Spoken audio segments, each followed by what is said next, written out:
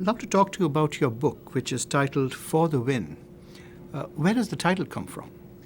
For the Win is a gamer term that people, it's usually abbreviated FTW. It's something in games people will say, some great thing for the win. It was originally something you had to do to get over the top to win an epic kind of battle.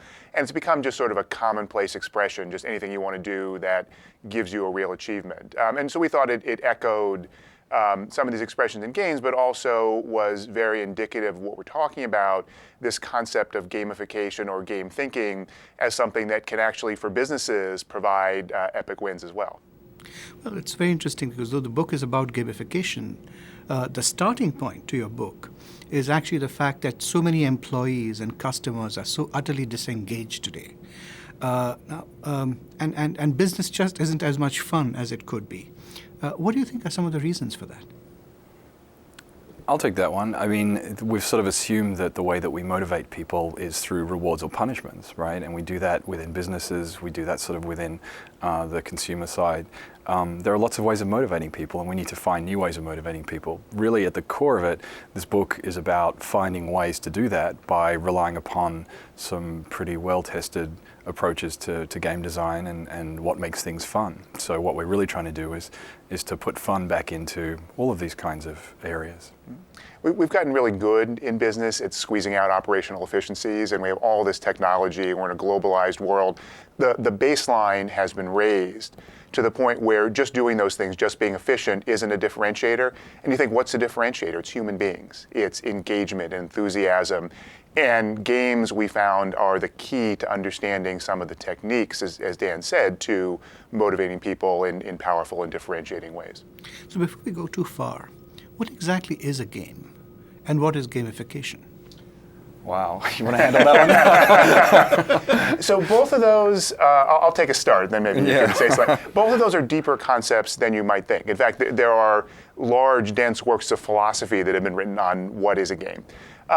Basically, a game is something that has some rules, some objective, and involves an attitude by players, that players care about the outcome of the game.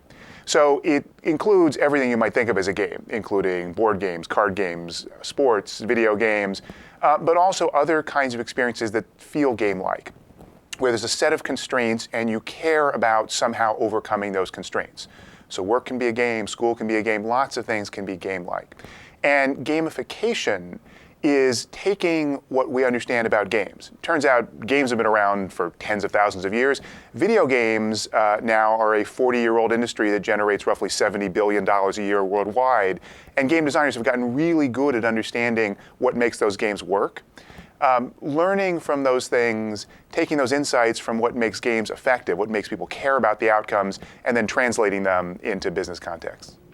So how can applying lessons from a game approach or introducing game elements, how can that revolutionize a business, which is a point that you make early on in your book? Yeah, well, I mean, starting off from Kevin's point, we can't squeeze out any more operational efficiency gains from this. So basically, it's looking at the business in a completely different way and saying, okay, so what are the objectives that we have in relation to this business and in relation to these business processes, right? And then how can we take these time-honored and now very well understood approaches to game design, right, and apply that to these particular arenas. So, pick any given kind of business objective. You want to increase engagement, of your customers in relation to, say, your website or something like that. Okay, so you actually then, rather than saying, okay, we're going to, pay for them to come, or we're going to, have prizes or those sorts of things, we're going to approach this as a design problem and say, all right, what's going to motivate them? What sort of playful features do people like, right? Understanding your users, and saying, okay, this particular sort of person would like this particular sort of person would like that, and introducing those game elements into the overall design of the process. Right. Now, one of the things I really loved about your book is that one of the things you say is that at its core, gamification is about finding the fun in the things that you have to do.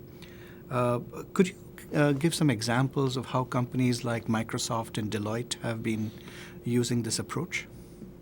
Sure. So those are two examples we give in the book. The Microsoft one is a project that came out of the test group. They're the people who do the testing of things like Windows and Microsoft Office. And one of the problems we talked about was that when they were releasing Windows 7, Microsoft releases it in dozens of different countries and languages, and they have to make sure the dialog boxes work well in every one of those languages. And even Microsoft would have a challenge hiring companies that have native speakers in all of those languages to go and sit and look at those dialog boxes. But it's really important. You don't want something to be offensive or incorrect that would hurt the usability of the applications. So what they realized was that they could make a game-like experience. They created a competition for teams of their employees, their sales offices in these different countries, to go and find errors in the localized dialog boxes. And there was no reward. There was just the thrill of finding the most problems, being good corporate citizens, and being the most successful office on the leaderboard they set up. Just doing that, they got their employees to review 500,000 dialog boxes and found hundreds and hundreds of bugs, errors in the localization that hadn't been caught in the original translation. So that's an example of taking something that's very mundane, very boring. No one would say that reading dialog boxes is inherently fun or great, but it's something that they had to do for a real legitimate business purpose. And that was what we call an internal gamification example, using it inside the enterprise as opposed to outside for customers.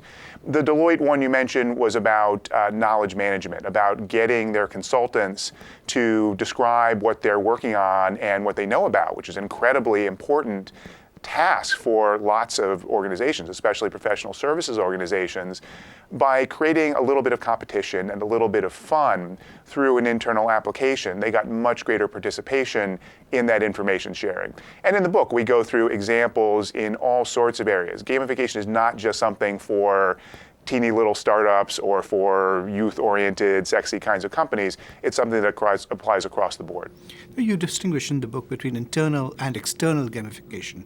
How is external gamification different? Well, I mean, it still uses the same principles, but basically you're focused on issues outside of the company. So, the internal one are things like HR or the examples that Kevin gave in relation to Microsoft and Deloitte. External, typically the marketing kinds of arenas. So we're thinking about things like Salesforce at the really high end, and at the lower end, you other sorts of examples like Club Psych, which was a website that was gamified for USA networks. And those ones are really about trying to improve the user and customer experience, trying to drive revenue and those sorts of things outside of the enterprise. So it's really just a useful distinction between the different sort of elements or the different sort of approaches that you face inside the enterprise and outside the enterprise. What does it mean to think like a game designer? Mm-hmm. And how can companies use that kind of thinking to do some of the things that you're describing? Yeah, so this ties into a point that Dan made earlier, which is really critical. We look at gamification as a design challenge. So it's part of design more broadly. And there have been other authors and scholars and practitioners who've written about design thinking. And this in some way is a special case of that broad approach. But it's a special case that's important. Game design is its own discipline. Major video games cost tens of millions of dollars and bring in some cases, billions of dollars of revenue. So it's a fairly sophisticated and well-developed discipline. Thinking like a game designer means attacking problems through the lens of creating an experience for players. And the primary challenges of a game designer are, 1, get people playing, and 2, keep them playing. And if you start to think about your business's challenges that way, you think about your participants as players. They are voluntarily participating in something because they want to, because they get value and enjoyment and fulfillment out of it. And find ways to get them in, and then once they're in, find ways to keep them interested, to create a player journey, if you will, that remains valuable as they get to higher levels of the experience. You start to create a kind of environment that is inherently engaging. And in the book, we go through lots of specific frameworks and concepts. There's a lot more detail than that. But that's the basic approach, to think about what you're doing as creating an experience for a group of players that they find valuable. I mean, if I can just jump in there. Sure. The reason that we sat down to write this book was that we looked at the other sorts of approaches that were out there. And basically everyone was saying, oh, look, gamification is this huge, interesting, fascinating, incredibly important thing that you should do. And the way you do it is just slap badges on this or put points on anything, right? And those approaches fail, right? I mean, and we'd seen them fail, and we were sort of looking at it and saying, well, why do they fail?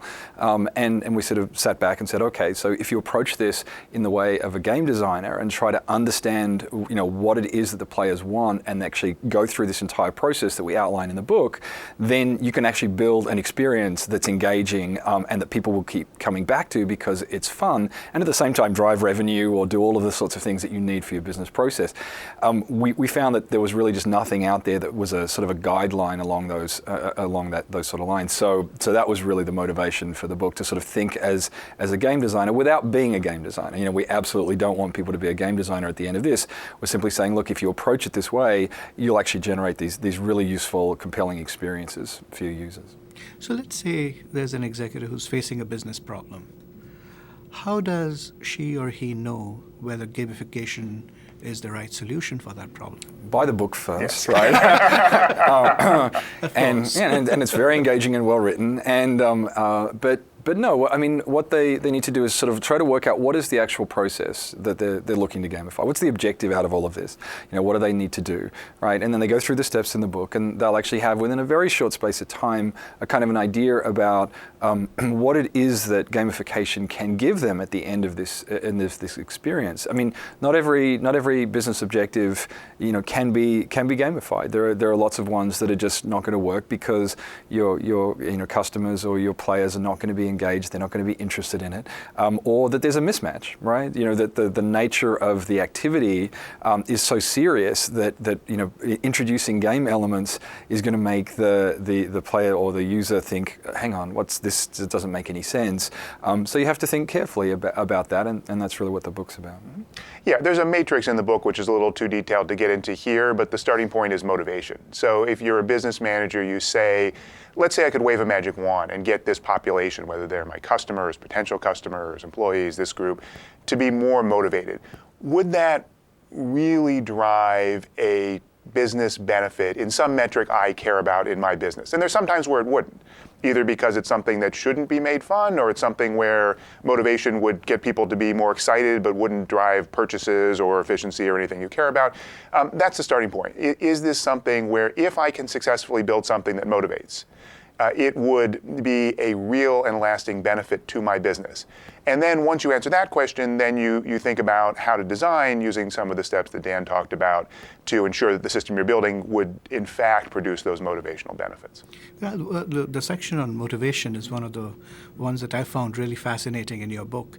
And one of the things that you distinguished there is what you call intrinsic motivation and extrinsic motivation. Could you explain for our audience how the two are different and how they can motivate people differently to alter their behavior? I could go first, although, I mean, Dan did some of his PhD work in psychology and artificial intelligence. So part of the reason that we felt that we were well situated to put this book together was that we had an understanding of the different pieces. The game design is one piece, the psychology is another piece, the business aspects are another piece. Intrinsic and extrinsic motivations are well-established terms in the literature on the psychology of motivation, primarily from a set of theories called self-determination theory, which was developed by Ed Desi and Richard Ryan at the University of Rochester. It's a very well-established theory about what motivates people, backed by dozens and dozens of empirical studies. And the basic idea is you can be motivated by something external to you, something outside of yourself. It's not something that you inherently want to do, but you do it because you get paid. You do it because you care about what other people think. You want status from other people. You do it because you need to finish this unit in order to get to something else you care about, to get a promotion in your job, whatever else. Extrinsic motivation. Intrinsic motivation is, if none of that were there, you would still do it. You want to do it for its own sake. And the lesson from self-determination theory, there are many lessons, but one of the key ones is that extrinsic motivation works, but it's dangerous. That if you take topics and areas that are inherently interesting to people and substitute external rewards, they can actually crowd out, as it's called, the intrinsic motivation. And that's a danger in any context. It's a real danger in gamification. Because as Dan said, people tend to think about gamification as just these shiny rewards. Well, just give people these points and badges and so forth. And that can work. That's why frequent flyer programs work. It's why compensation systems work in business and so forth. And that's part of gamification. But you need to understand the limits of it and not create a system where those things make it so that people feel sort of subconsciously, this isn't something fun, this isn't something I'd want to do, I'll just do it as long as you give me stuff and pay me. What you want is a system that gets to the point where people feel like in a great game, this is fun, I want to do this, I feel validated in this experience, and it's something that potentially gives me that sense of a win. And there's also, I mean, if you think about intrinsic motivation about within business, you know, and all of the sort of recent management theories, which take your pick, right, about how to get people to do things, how to make a better workplace, how to ensure, you know, that for better profits, better ROI, whatever it happens to be. The sort of the recent trends have been towards intrinsic motivation, right? Rather than sort of assuming that the way that we're going to do this is to, you know, try to squeeze more out of the individuals. It's really about sort of trying to understand them, what they're doing, say within an HR context as one example. And so the sort of the chapter on intrinsic and extrinsic motivation is really trying to get the manager to think about what it is that people want, right? And then how can we build systems, in this case game-like systems, that actually will be compelling and interesting and be the sort of environment where people will look up and say, wow, I just wasted an hour, and I was working, you know, and that's really where we were trying to get to at the end of the book. You also offer companies a toolkit that they can use if they are interested in gamification. Could you tell us about some of those tools that companies can use? So the toolkit, I mean, are you talking about each of the different game elements that you can sort of build into these systems? Well, what we put that actually sort of in the middle of the book rather than at the beginning of the book, because what we wanted to do is to make it clear that the toolkit doesn't make any sense unless you understand the overall process, right? So by about halfway through, you're at the stage, you know, and it's not, you know, halfway through is what, 40, 50 pages into the book, you've got the sort of the point at which you can say, okay, here are the sorts of elements that we might be able to use in this particular environment. And those elements are pretty obvious if you think of it in game terms. I mean, think of any game or sport that you've played. I mean, there's elements like teamwork and cooperation. There are elements like maybe scoring. There are elements like, you know, success states. There are sort of like these big challenges that, you know, might be this final push, you know, a sort of like a full court press in basketball terms, you know, which you know, in video game terms would be a boss fight or something like that, right? So there's all of these sort of aspects which can get built into any gamified process. And so what we provide is kind of like this definition and these steps to understand how these things fit together in a framework and a hierarchy so that the manager can go about building systems that actually use those features. You also recommend 6 steps that companies can take to build effective gamification programs. Could you take us through some of them? Only go through 4, Kevin. I sort of have to buy the book. Right? Yeah, that's Maybe right. 3. That's right. Well, there'll be a bonus step that they'll get. Right. If you buy the book while you're watching this video, then you'll get another one. You get a 7th step. Right? So we call them the 6 Ds, and they are 6 elements of gamification design. Now, design is not a linear process, and we talk about this in the context of design thinking and game thinking. It's iterative, you go through and go back, you have to play test and so forth. But these are steps that are essential to think about, to make sure that you don't ignore.